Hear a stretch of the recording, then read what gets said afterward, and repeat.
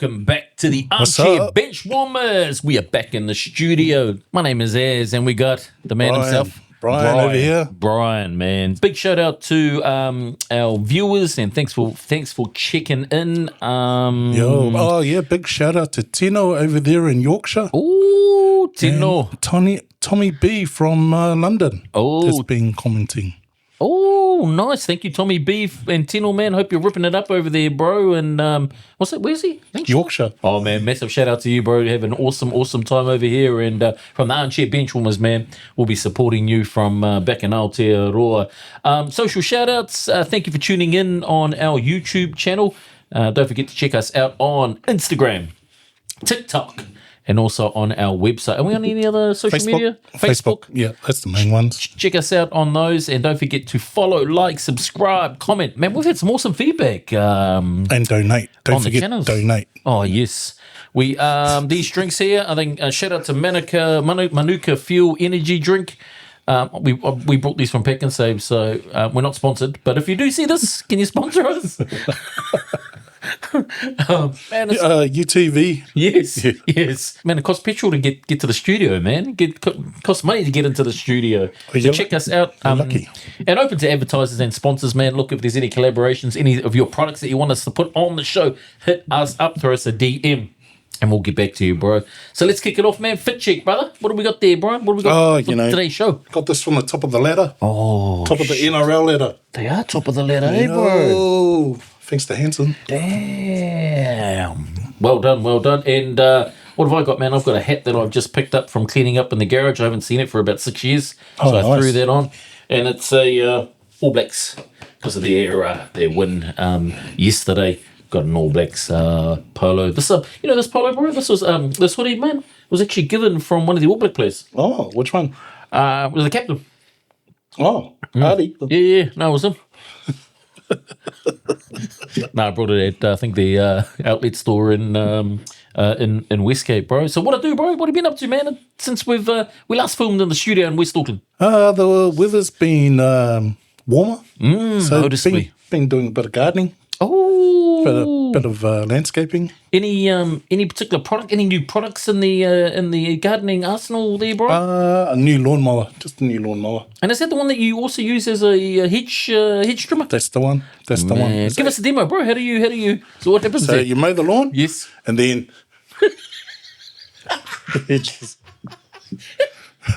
you hit it here on the Armchair Benchwarmers. See, anti-gravity lawnmower. You don't need to buy two things. You just use the lawnmower as the head trimmer. Yeah, man. What have I been up to, bro? Nothing much, man. We actually chilled out over the weekend. A couple of beers on Friday night. Watched the Broncos beat the Raiders, which was good in the hoodie. And then just chilled out, man. So pretty chilled out weekend. And watched basically the mighty All Blacks and their win. That was a good game, man. So let's kick it off, man. Let's kick it off into our headlines. All Blacks 33-16 against the Springboks. 52,000 in attendance at Ellis Park. Really? 52,000. A massive win that for a lot of pundits, for a lot of people actually thought the margin would be a lot closer or even swing the Springboks way. The doctor, Dave Rennie, essentially served Nurse Razzie some medicine on how to win rugby. That's Razzie's daddy. And so, bro, look, a lot of comments, a lot of things circulating online. But what's your thoughts, man, on the All Blacks win over South Africa? Mean performance, especially the way South African supporters were talking it up, man, talking shit. Yep. Now look, the Boks were the Boks eating your shit. I think the Boks and their supporters got boxed. I think, man, they were South Africa were going into their game with huge confidence, and they had all the territory too. 61% to 39. My maths is not that good. And possession, though, was the opposite. All Blacks were 56%. Springboks were 44% possession. Far out. Make it make sense. How did they win? Opportunities.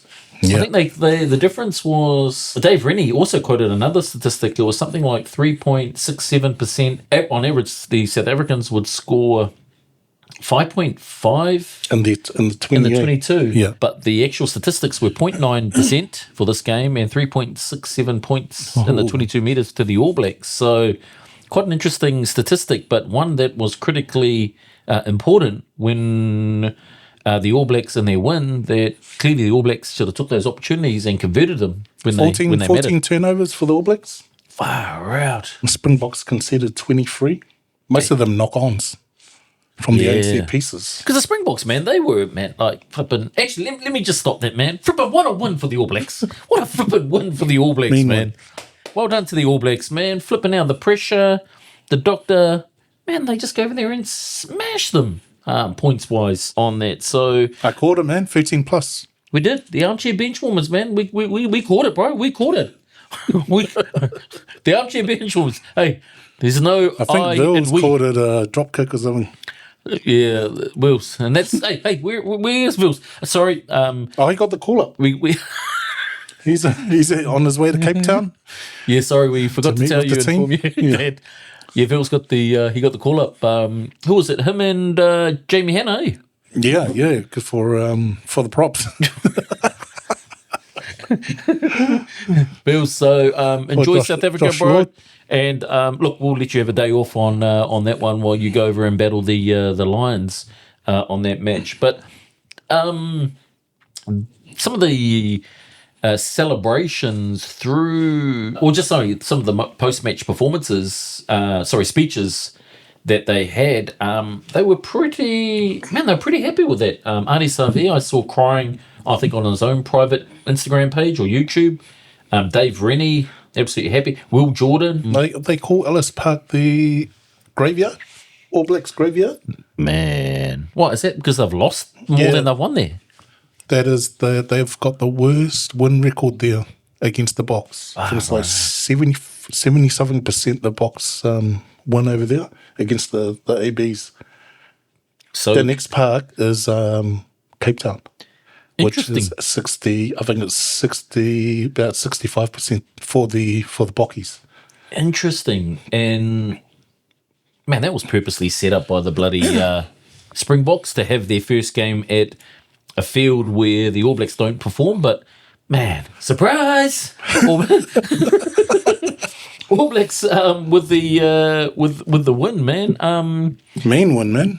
One of the things that I do want to bring up from that game, and it's been a common talking point since the game, was the turning point. And for 56 minutes, the All Blacks scrum was pumped. They were getting pumped. I think with their own ball, there was a free kick to the South Africans. And one specific play that they had was South Africa had the ball, the Boks had the ball, they're attacking, they're 5 metres out. I think they had 2 or 3 consecutive penalties. Then there was another penalty, but that resulted, I think, in a forward pass. So the South Africans opted to go for a scrum after having consecutive penalties, putting the All Blacks under pressure. Then the reserve front row, Fletcher Newell, Bauer, and Omua come on.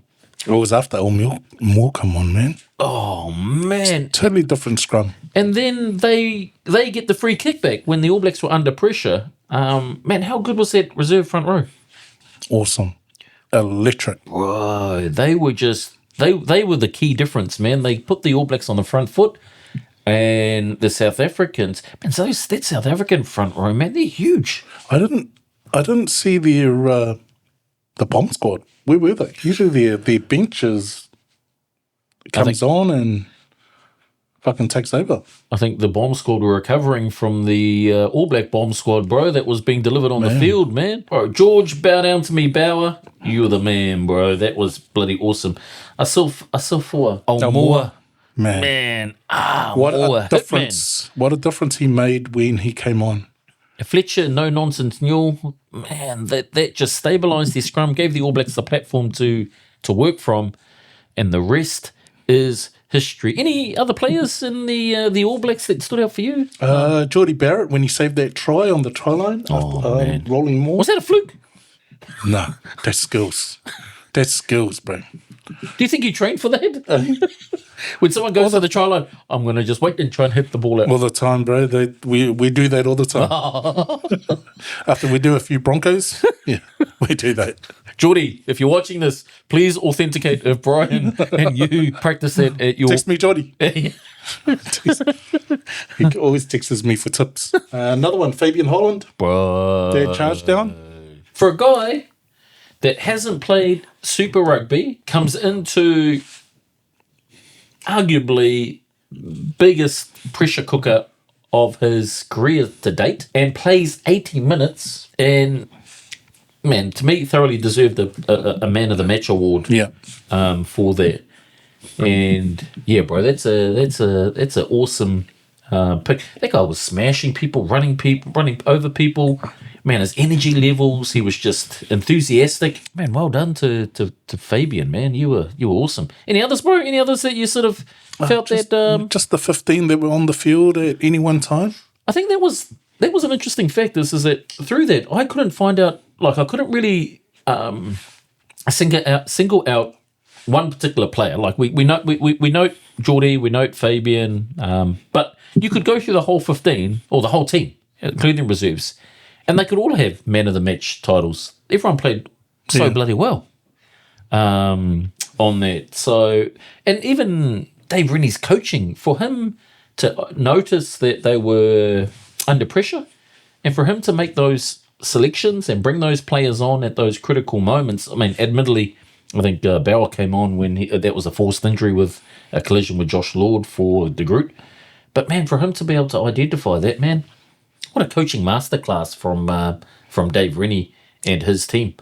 Did the Springboks look fatigued after 20 minutes? Don't think they looked fatigued because, man, they were laying down the law, man. Their defence, like their tackles were like, what the heck? Yeah, but they weren't getting to the breakdown very fast. Like, man, when the ABs had the ball, they were a bit slow, eh? I think that's the size of those South Africans. Did you see that bloody Steph Dutoit? The bloody flanker, the captain. You see the size of him? Yeah.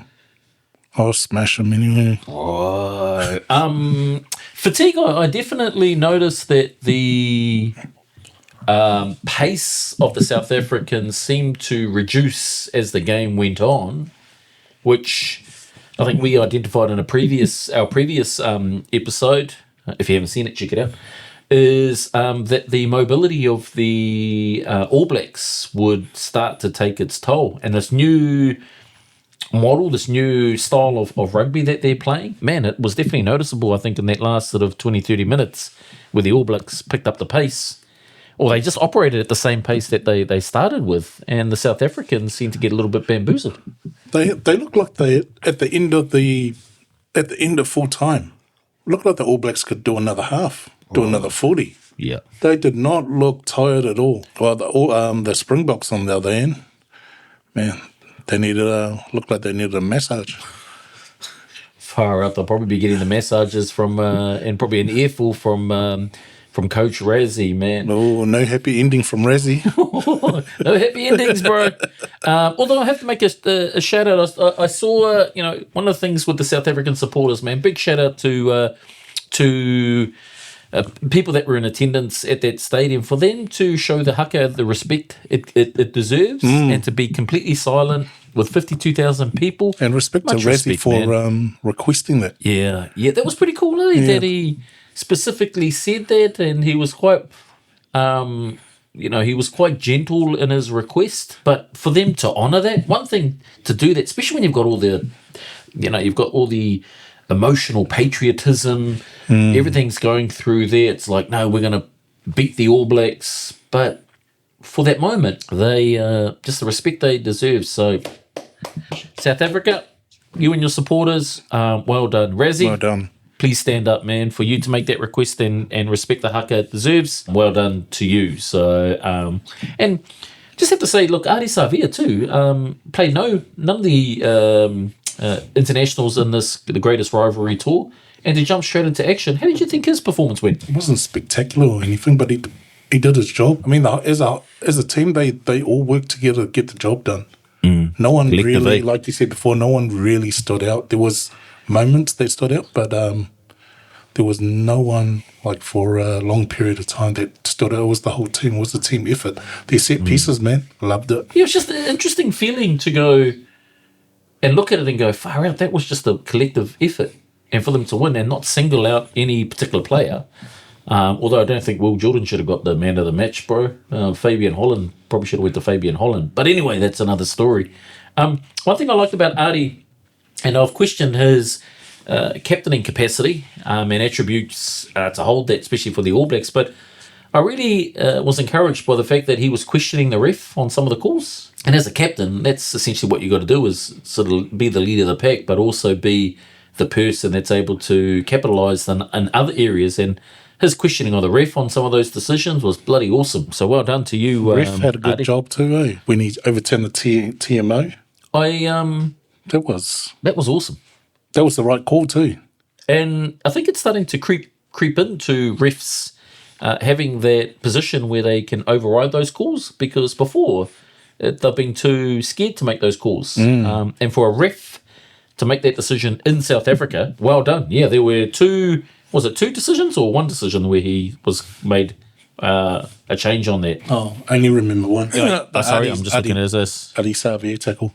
Do you think it's better for the game? Yeah, man. Ref was the ref, man. He's the boss. He needs to make the call, the final call, not the fucking TMO, not the sideline officials. What if the ref is Ashley Klein, though, he's got a 400 grand bill?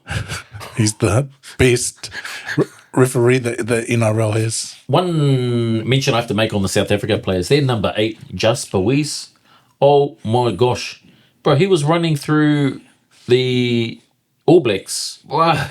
Like, flipping, it was like on average, probably 2 or 3 players had to bloody take him down. He was the man. Wonder if we can sign him up. Come play for the All Blacks, bro. Flipping out. He'll be a man. He'll be mean on our side. But he was a beast, bro. Is their performance a product of not playing Super Rugby, playing those European competitions, playing those domestic competitions? Well, they've still, I mean, I think statistically they're still winning games. And what's their loss? That loss against an international team. Argentina, they beat Argentina. I think that was their last game before that game. But they did have a second string team on for that game, supposedly. No world champion says they have a bloody second string team, man. You're the world champion. Rezzy, I know you're watching, Rezzy. Flip and tell us, bro. Hit us in those comments, Rezzy. Oh, tell us if that was your second string ABs team. Are now number 1. Because number 1 ranking. Man. Come back to your question. I think that's a good question. Does the outcome or the South Africans' performance, has it been impacted by where they're playing or missing out on Super Rugby? I think so. I think when you look at rugby, and I mean, regardless of the world rankings, the All Blacks are the best team in the world. Always have been, always will be. Yeah. But the performance of Super Rugby, I mean, it's in our DNA, it's in our culture. So in order to be at the best, you got to be playing against the best. Yeah. And Wales, look, England, Scotland. Oh, look, we'll put Italy in there, but yeah, I just don't. Their style of rugby is just different, man. We play a physical type of rugby, so I think it does impact that. However, I do think the Doctor has revolutionised All Black rugby. Man, the amount of interest that's back in All Black rugby is fucking exciting.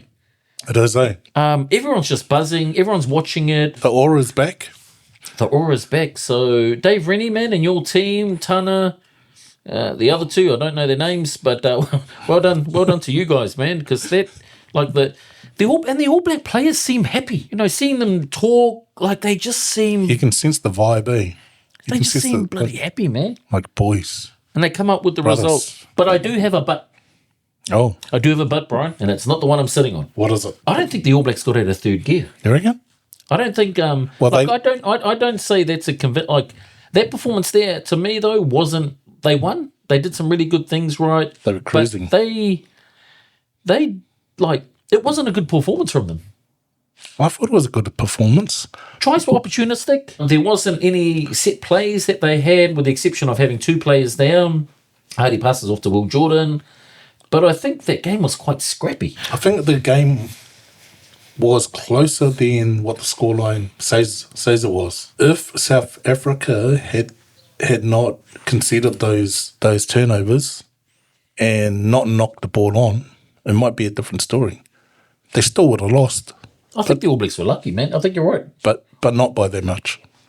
I think I don't know. I wasn't convinced on the performance. I think there was good things and they won the margin there. I just don't think they put. I mean, when you look at the game and you look at the organisation of the All Blacks, where they had set plays and they scored tries off that, I can't see any, other than when the South Africans had 2 players out. I don't know, viewers. You tell me if I'm wrong, man. But I just don't think that. Yeah, I just don't think the All Blacks. That was a scrappy game, man. Good in the sense that there's huge areas for improvement, but I don't know. I just wasn't convinced in terms of that game. Hey, just some fun facts too, just on the All Blacks actually. Did you know, bro? Did you know Cortez Ratama can actually bench 170 kgs? Can he? His weight is 87 kgs. Oh, damn. Asafa Omor can bench 220. Yeah, I've seen him do the bench. Parcelio Tosi can squat 290 kgs. Damn, man. Once upon a time. Once upon a time. What noises did you make, bro, when you did those? Hey.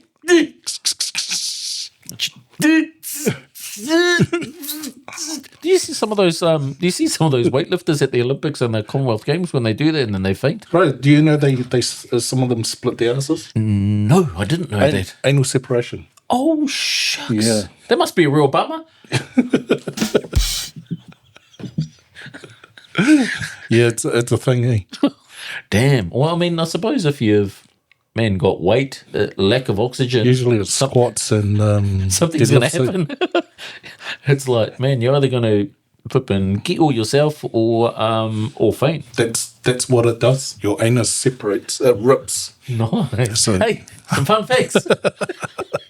I'm going to have to scrape out my fun facts for the that I had lined up at the end of the show now. So, fun facts, if you're a weightlifter and you do weightlifting and you hold your breath and try and squat and do that, yes, your rectum may explode. But give it a go.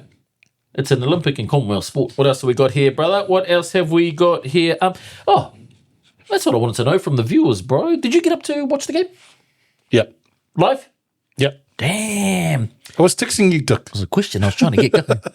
To our viewers, hit us in the comments and talk about if you got up for the 3 a.m. game for the All Blacks versus South Africa. And was it worth getting up at 3 a.m.?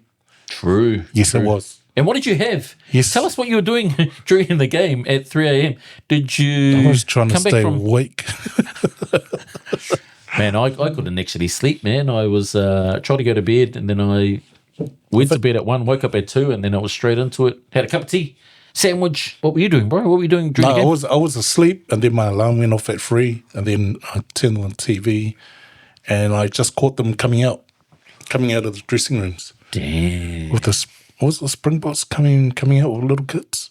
Did you have any? Did you have a cup of tea or something when you were watching it? Nah, man, too cold to get out of bed. It was cold with the blanket, man.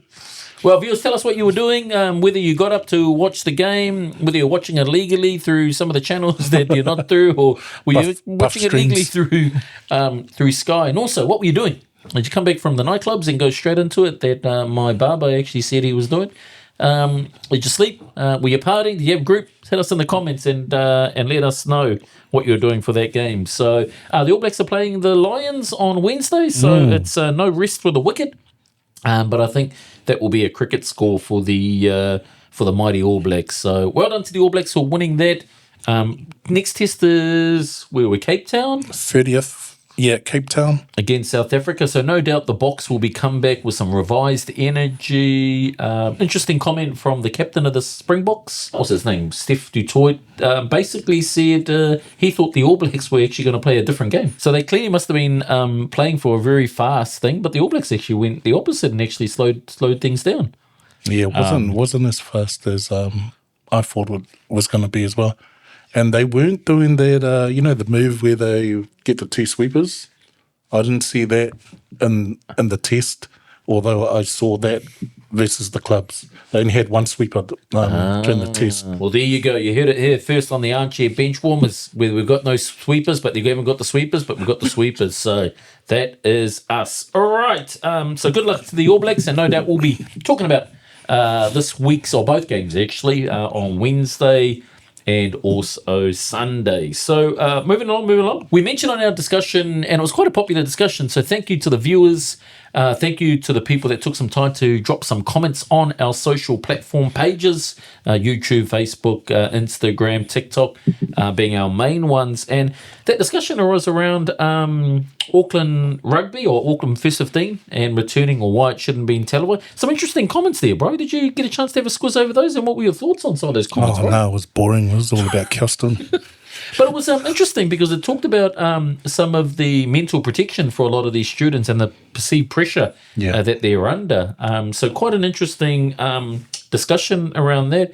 I suppose my only thing I'd ask is the comments definitely navigated towards welfare, mental welfare for the students. Would you agree with them? Education first, rugby second.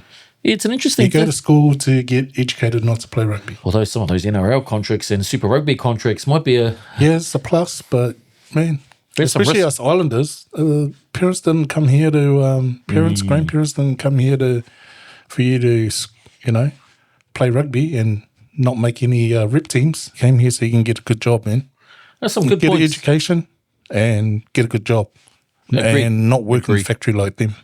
Agree, Brian. And there's some awesome comments. And again, thank you to the people that took some time out to make those comments on our platforms. Some really awesome engagement, some really good points raised. So, Kelston playing Westlake Boys? Oh, yeah. Speaking of that, we've got the Blues finals. And we've got the boys and the girls. So we had Epsom Lions that were playing against Westlake. Yeah. Epsom Girls Lions that were playing against Westlake today at 4 o'clock at Only One Domain. Big shout out to Ellery Davey, a daughter of Freeze and Pa, who's actually playing in that final. Oh, nice, nice. Today. Good luck. So just waiting for a update from Freeze, from Dad, to see how you goes. But no doubt we've got both thumbs from the Armchair Benchwarmers throwing it towards you. Are they playing the Blues final? Yep, for the girls. No, I'm talking about the boys. Oh, yep. The First 15 Blues top 4 final. Yep. Is that at Westlake Boys? I don't know. So you've got Kelston versus Westlake. Because they do the rotation, eh? I'd hope so. Because good thing about, if it is at Westlake televise their games. Yeah. And that's probably a reason why they might have that. Because last year, and I think the year before, or when Kelston have played them, both those games have been televised. So fingers crossed. If not, but it should. Although in saying that though, because they're filming it out there, home ground advantage is definitely a plus. So hopefully this game actually, to save travelling out there, because I want to go and watch it, is played at Kelston. So good luck to both those teams. For the whoever wins that goes and represents the Blues region at the top 4. Moving on to NPC, Battle of the Bridge. North Harbour beat Auckland 27-19. Did you watch that game? I saw highlights.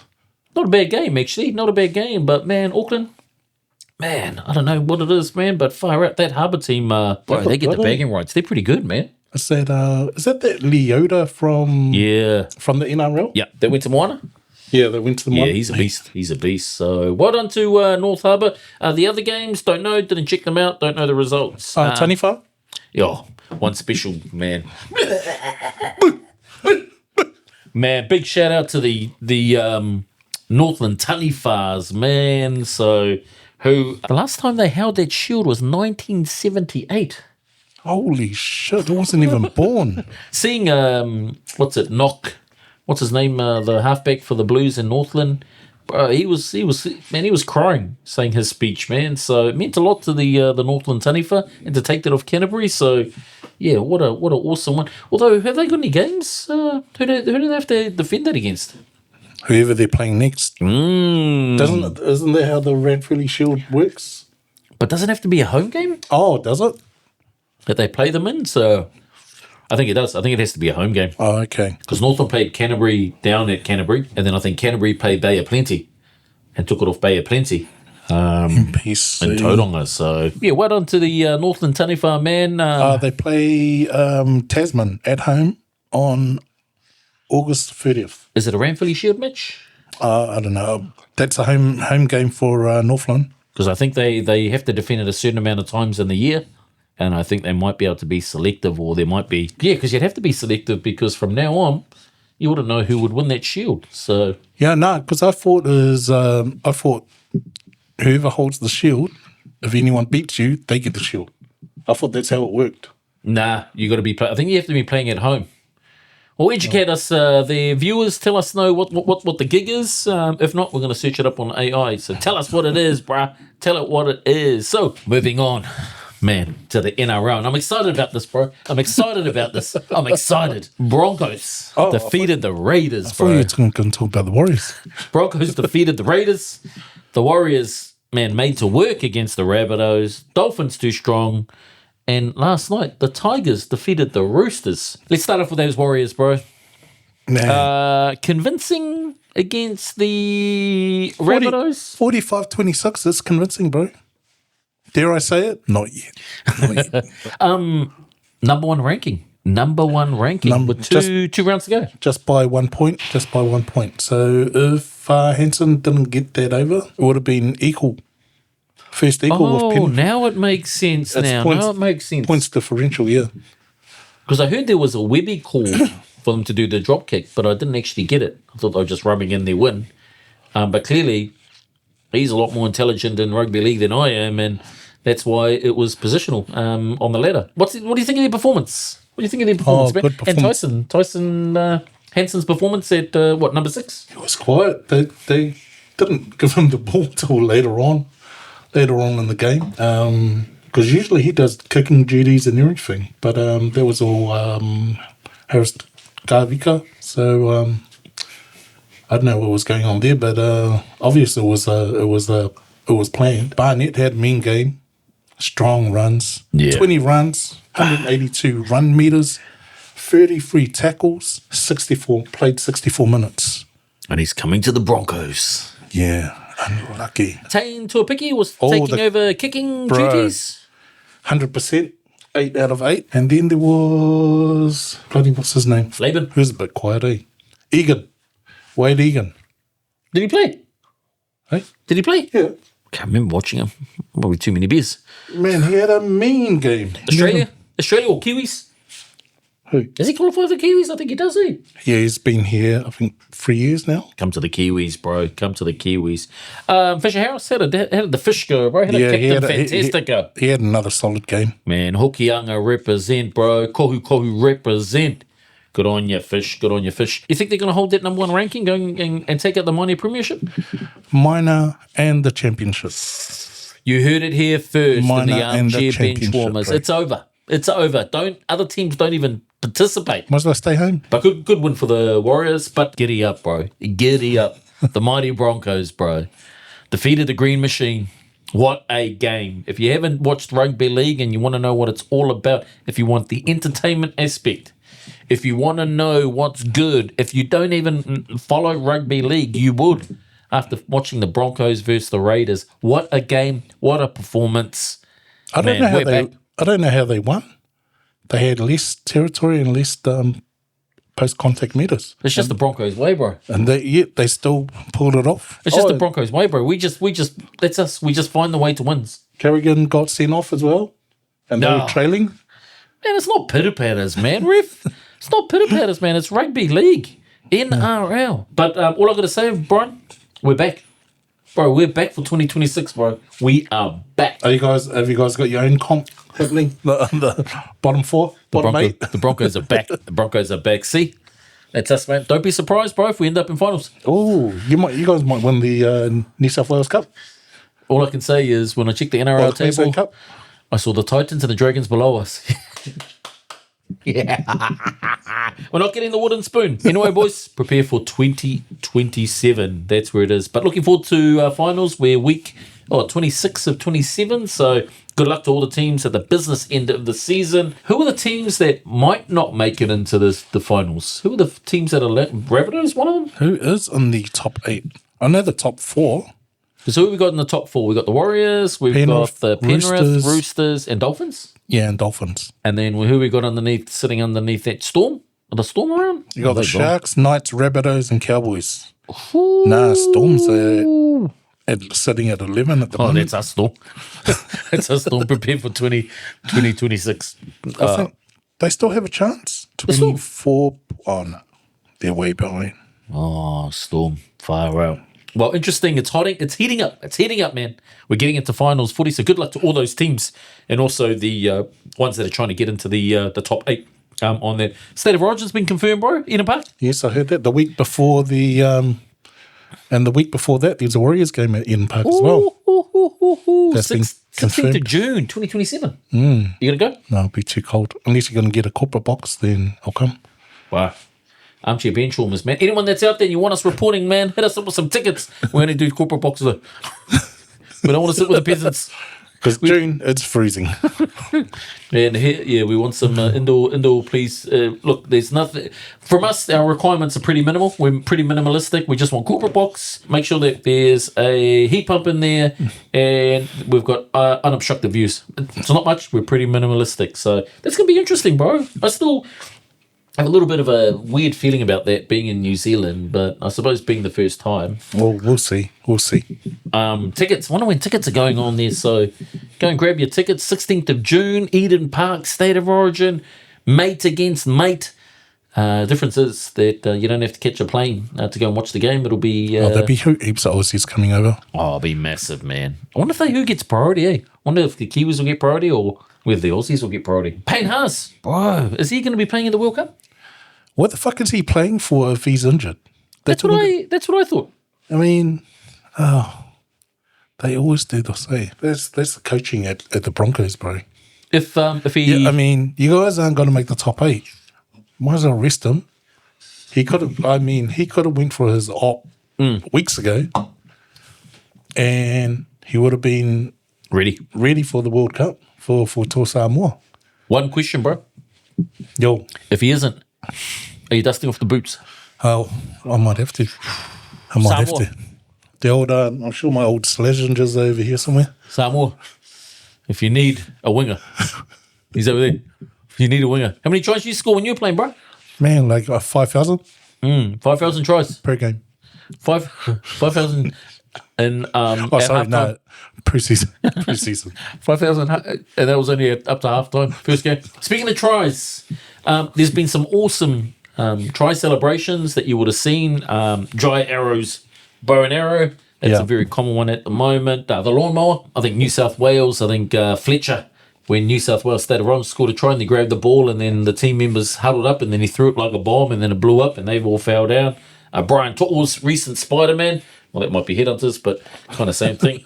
Spider-Man. And the Goanna by Greg Inglis. Well, I reckon that was the best one. It was GIs. But one recent one that's been circulating is Newcastle winger, I think, scored a try. And when he scored it, Kalen Ponga ran over. And there was...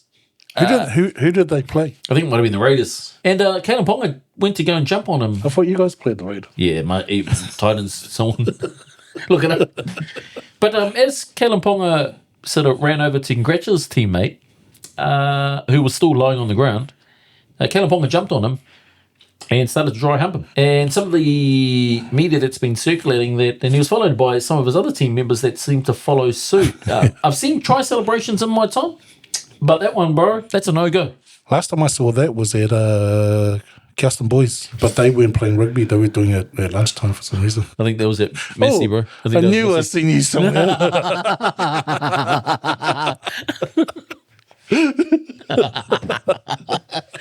But bro, I sent you the clip, bro. Kalen Ponga, bro. What the heck? What is up with that, bro? And try celebrations, bro. I don't watch everything I get sent. I've seen it as your screensaver. I've seen it on the screensaver, bro. And when I looked at it, it had 1,000 views from a phone in West Auckland. But try celebrations, bro. Is that a no-go zone, or man? Have you seen some shockers for try celebrations? I've seen back in the Winfield Cup days, and then sorry, bro. This is on YouTube. Winfield Cup. Our viewers might not know what the Winfield Cup. Back in 1932, they had like players trying to fight the bloody supporters. See their linkies, back in the Whitfield Cup. Their shorts and their jerseys are all baggy. As they're running, they're like massive ass jumpers. Their shorts are short. That was the same as Super Rugby, when it first started. Bro. Check it out, bro. Those were the styles back in the day. But, man, some of those try celebrations, man, that Kalen Ponga one, bro, KP, don't do that again, bro. If I was the ref, I want a penalty. Sorry, mate. Reverse the try. He must have been listening to some Bobby Brown, like, ain't nobody humping around before that match, bro, because it was just, practicing some ground and pound BJJ, bro. Maybe it's a new TikTok trend, bro. I don't know. I don't have TikTok. I'm still on Bebo. Who have the Warriors got this week? We have got, I think it's Manly. No, that's our last game. Sorry, we have got the Knights. Oh, where are you playing them? You playing them here? Yeah. What's that on Friday or Saturday? Our last 2 games are at home. Friday or Saturday, that one?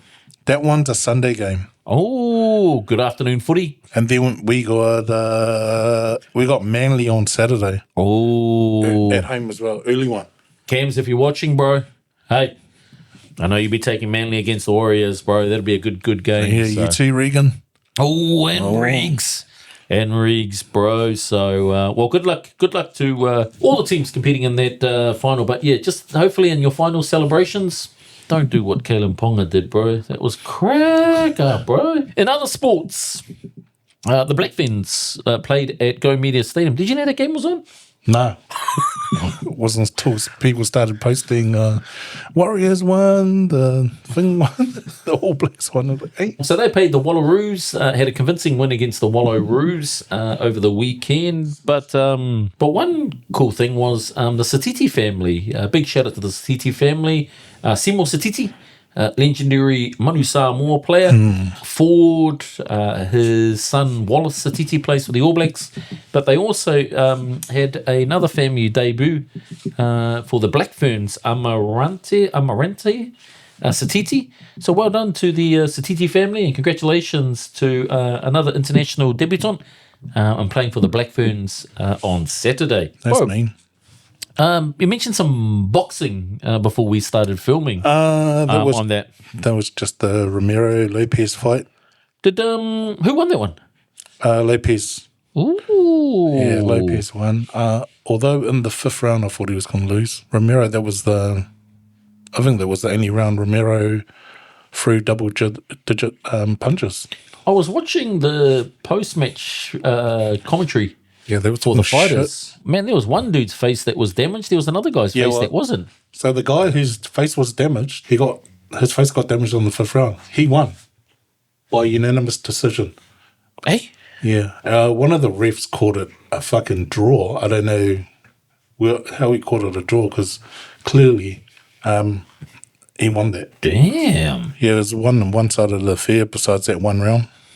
It's pretty silly, like the corruption that's probably in boxing that still exists, where I saw the guy that was complaining about losing, man, and I looked at him and he looked all good. And then I looked at the guy that got flipping, was smashed up, and I think clearly he was the guy that won, and corruption at its biggest is on those flipping in those sports, sadly. Is Joe Parker I have not heard anything. What if he's got anyone coming up? Who's his choices? Justice Hooney and Tiramwana. Likely. We'll have to start over here again, Have we got any other New Zealand boxers coming through the ranks? Also just Joseph Parker? Just JP. What happened to, who's that Tongan fella? Hemi? Yeah. The Heat? Don't know. He had a fight against that Lotele from Peach Boxing. But that Lotele, Ricky Lotele? He pulled out. Oh. I think due to injury. And then Hemi had some other guy that he fought against and beat him quite convincingly. Have we seen where Israel Adesanya's ended up? Is he he's been a little bit quiet, isn't he? Maybe he's retired. Maybe that's him. And I think he'd be respectful in the fact that he won't jump back into another USC opponent and fight against his fighters. So I think probably that Japan, was it K1 or F1, is probably a likely destination. Kickboxing. Yeah. Actually, one thing I forgot to talk about, bro, is, man, we had no Blues bloody players in the All Blacks, man. It's a good thing. We would have lost. Ah, right. We've got heaps of Blues in this club match game against the against the Lions this week. But man, Richard Mo'unga's making his first start in how long has he been on? I think we're going to see an advanced Richie Mo'unga, because he's going to be desperate to get.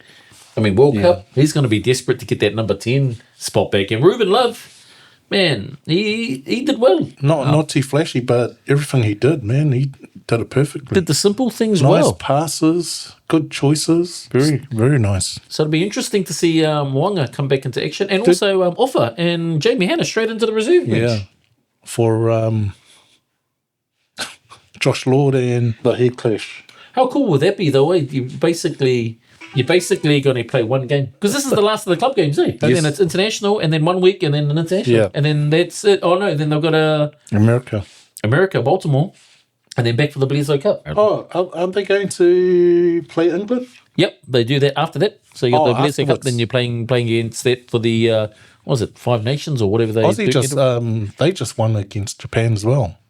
Oh, man. It was a close one too. Man, they'll be kicking themselves with Dave Renier. Man, if you think of the Australian Rugby Union and you're just seeing what this dude's done with the All Blacks, to basically take them in, how many games? 5 games? 5 weeks? How long has he had them for? 5 weeks? 6 weeks? 4 games. Man, and they've just gone from pretenders to contenders. 4 games? Yeah. And they're probably going to be 3 games. They're going to be crapping themselves watching the All Blacks play, man. Far out. And they've developed players similar to what the Warriors done, man. That next man up, and they just step in and go hard on that. So, if I was the Australian team, man, I'd be worried about that. What else we got here? Oh, she's come to the end of the show, bro. We've gone through that pretty quickly. Any other topics that you've got on there, brother? Before we sort of hit them with the Armchair Benchwarmers wise words for the week. No. So it is what it is. Again, thank you for tuning in to the Armchair Benchwarmers. Don't forget to hit some of those comments. Thank you for the people that have tuned in, made some comments and taken the time to be able to do that. We appreciate you. As we take you out, we're going to take this out with the Armchair Benchwarmers wise words for the week. And it goes a little something like this. Knowledge is knowing a tomato is a fruit. Wisdom is not putting it in a fruit salad. Miles Kingdom. And on that note, we'll see you next week. Have a good week. Bye. Thank you.